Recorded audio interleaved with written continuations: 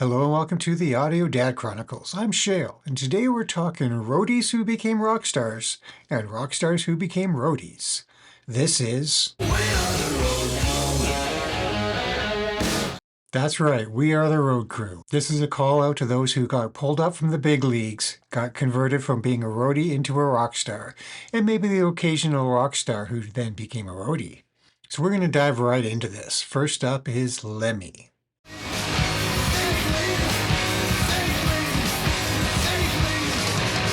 Ian Fraser Kilmister, aka Lemmy, the infamous frontman of Motorhead.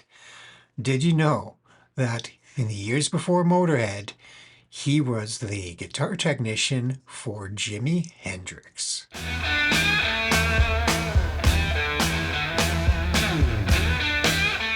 That's right. Lemmy guitar teched for Jimi Hendrix as well as Keith Emerson way back in the day, well before his aspirations as a rock star were seen himself. He worked for Jimi Hendrix around the area of 1967 and beyond, and during his time there, he was asked to do a lot more than the usual just setting up of gear.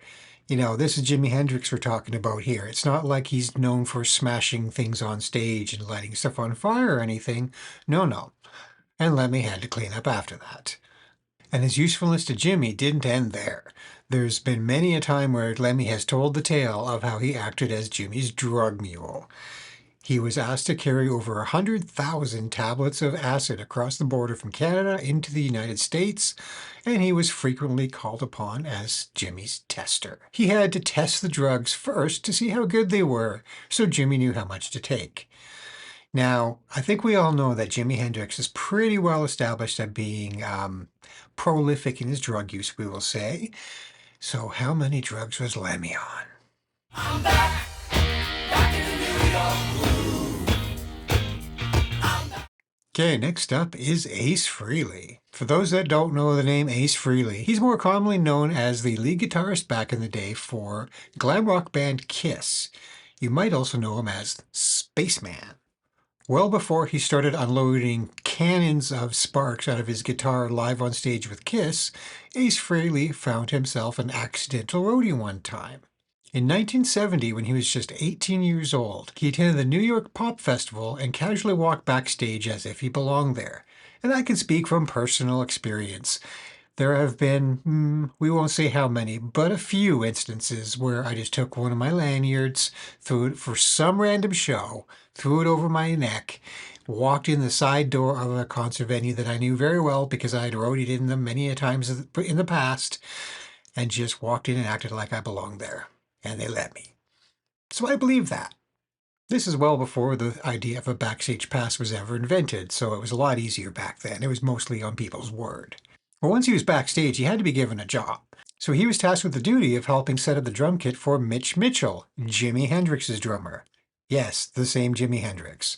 Although this would happen in and around 1970, which was a couple of years after Lemmy worked for Jimi, so there would not have been a direct overlap between these timeframes.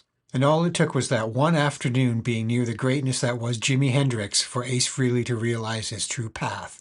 It gave him a new sense of what it means to have a persona, a personality, and stage presence. And he took that lesson and he took it to space. And now we're looking at Billy Howerdel.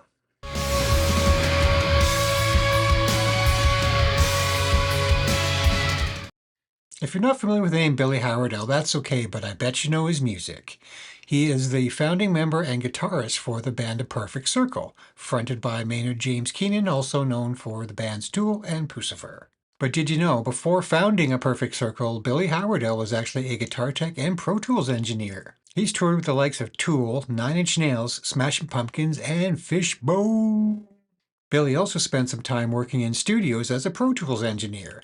A Pro Tools engineer is somebody that works with the recording software associated with the production of music. So bands like Nine Inch Nails called upon him to help them record their music. Splitting his time between being a studio engineer and working live as a guitar tech, Billy's diverse background as a Pro Tools engineer and roadie gave him the opportunity to get deeper under the hood of a lot of very technical equipment like keyboards, sequencing equipment, MIDI, lighting production, and so much more, which led to a lot of his work for bands like Nine Inch Nails and Tool, where his technical savvy allowed him to set up these very complicated paddle boards and keyboard rigs that could be controlled very easily from the feet or from the hands of the artist. Having an opportunity to be in the studio and watching some of these great bands at work also taught him a lot about the way a band will put a song together, the core mechanics of songwriting, song structure, the importance of key, and so much more, and he took those lessons to the bus. While touring as a guitar technician for other bands, he would frequently find time and slip away, grab a guitar, grab a notepad, and start writing songs of his own, taking a lot of these techniques and ideas he's been learning in the studio and witnessing all these bands live and seeing how they do it and applying it to his own craft, until eventually he had a whole demo's worth of music ready to go to take it to that next level and look for a singer. And in showing it off to his roommate at the time, Maynard James Keenan of Tool, he found his singer, and a perfect circle was born. And he upgraded himself from being a roadie, a studio technician, and a rock star. Which I've always loved that story because my trajectory could have or almost did go down a very similar path.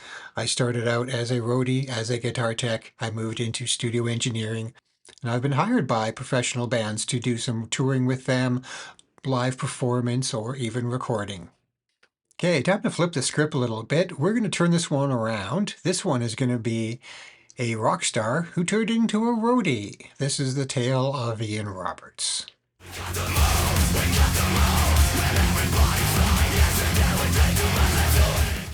So Ian Roberts, aka Tank the Tech. We've mentioned him on this channel a couple of times in the past. He seems like a great dude. Who is he though? Well, let's back up the clock 15, 20 something years, and Ian Roberts was the bass player in up-and-coming melodic rock band Inept. Inept was doing good things, they were working hard, they were making their own music and touring, but the money wasn't really coming. They weren't getting there. And so to make ends meet, Ian did what a lot of us have done, and he started learning. He learned how to be guitar tech, he learned how to run a lighting console. The next thing you know, he's asked to go on the road working as a lighting technician and guitar tech for the band Red, whom Inept had been opening for up until that time. And thus started the career that is Tank the Tech. From there, he's catapulted forward to a number of different things, and we won't get too into the weeds on his career. I do suggest that you go check out his page. It's a little bit dormant these days as he recently moved to Germany to become the tour manager for the band Electric Callboy. And he's had to, for legal reasons, temporarily put his YouTube page on hold due to the logistics of international earnings and work visas in Germany where he now lives. So if you're interested in more roadie talk, I definitely recommend Tank the Tech's page. He was a music reactor who is also working as a guitar technician, and he has many stories to tell, and his channel is very entertaining, as is he. And while you're at it, if you could be so kind as to give a like and subscribe to us, it boosts us up in the algorithm, be greatly appreciated.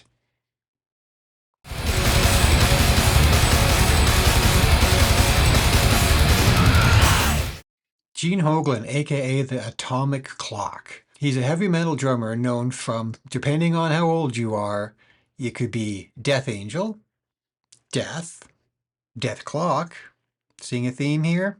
Strapping Young Lad, or many, many more. But did you know this extraordinary drummer actually got his start as a technician working for Slayer?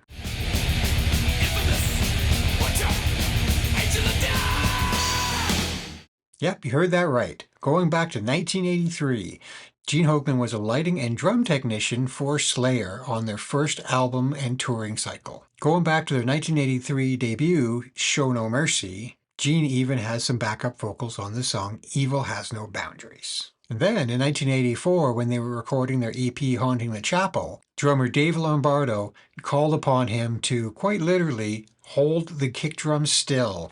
Sit on the ground, lay in front of it, pin it down, would ya? Because he was playing on an uncarpeted floor and his kick drum was just moving the drum kit away.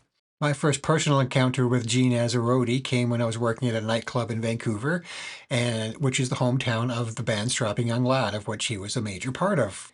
I was familiar with the band's name. I had heard one or two of their songs before, but that was it. This is going back to the CD release party for the album City, Remember CDs? If you do, it's time to take some Advil. So when Strapping Young Lad came out, and after getting everything all set up and the band started their set, Gene Hoglan, the atomic clock as they call him and his double kick and the tempos of that album and that music was just insane.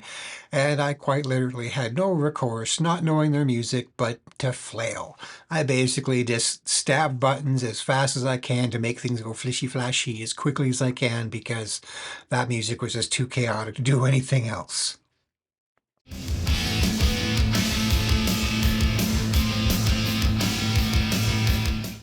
John Marshall's one of those cases where it's a rock star turned roadie turned rock star again. He got his start in the band Metal Church back in the early 80s, but in between tours he filled in his time to make ends meet by guitar teching for his buddy Kirk Hammett of Metallica.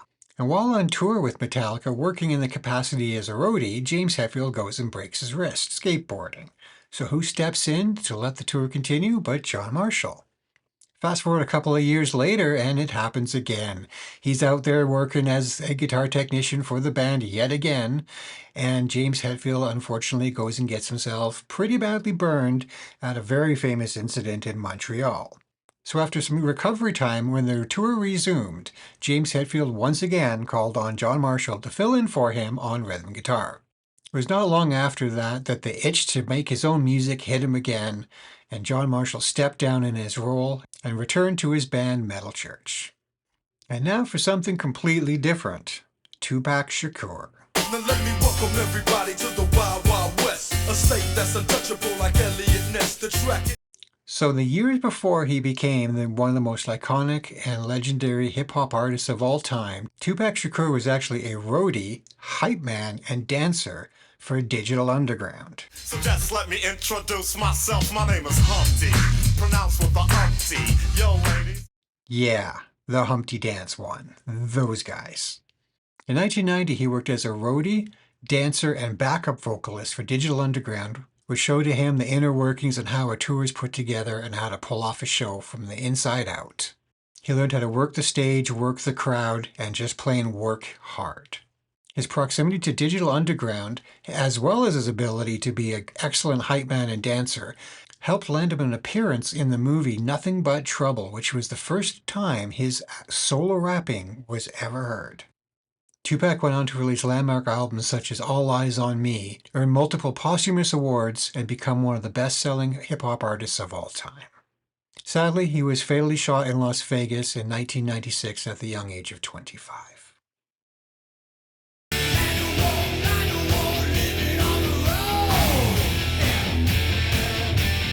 Before becoming bassist for power metal band Manowar, Joey DeMaio spent some time working for Black Sabbath in 1980 on the Heaven and Hell tour.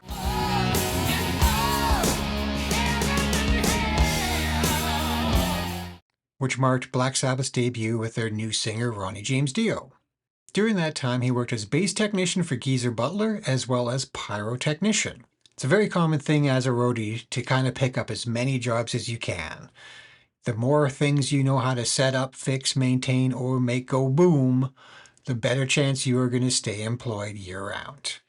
So in Joey's case, did he not only take care of Geezer Butler's gear, setting it up every night, changing his strings and all that, but he also took it upon himself to get his pyrotechnician certificate as well. It was on this tour that he met Ross the Boss, who was playing with his band Shakin' Street, and that led to the direct formation of Manowar. Champagne supernova in the sky. Before becoming one of the biggest selling artists of all time in Oasis, Noel Gallagher worked as a roadie and guitar technician for Manchester-based band In Spiral Carpets. This is how it feels when your word means nothing at all. He worked with him in the late 80s to early 90s after unsuccessfully auditioning for the role as singer in the band. But Gallagher impressed upon them enough that they offered him a job behind the scenes as a roadie, and he took it, giving him an opportunity to see just how things are done from the inside. Gallagher traveled extensively with In Spiral Carpets, which gave him first-hand, hands-on experience in the setup and teardown of equipment, what it took to make a show front to back, and what it meant to be in a band. He was always very transparent about the fact that he wanted to do his own thing one day, so he very openly was working on songs and writing music while traveling with the Spiral Carpets. And little do they know, at the back of their tour bus, there is Gallagher, frantically writing away and crafting the songs that would change a generation. While touring with them in 1991, he briefly returned home for a break, and there he encountered his brother Liam, who was playing in a band himself at this time. Liam Gallagher's band, The Rain, invited Noel to join them, but he did so under the one condition that the band is his band, he has full creative control, and he writes all the songs. And they somehow went along with it, and Oasis was born.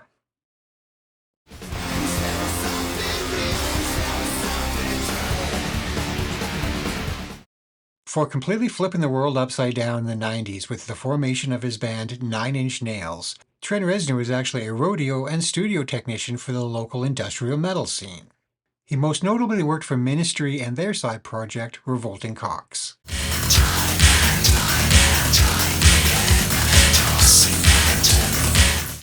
It was there that Reznor deliberately put himself into a lot of awkward situations and places where he was just completely overloaded and overwhelmed, just to test himself and push himself to make sure that he was up to the task. He was in boot camp and he knew it.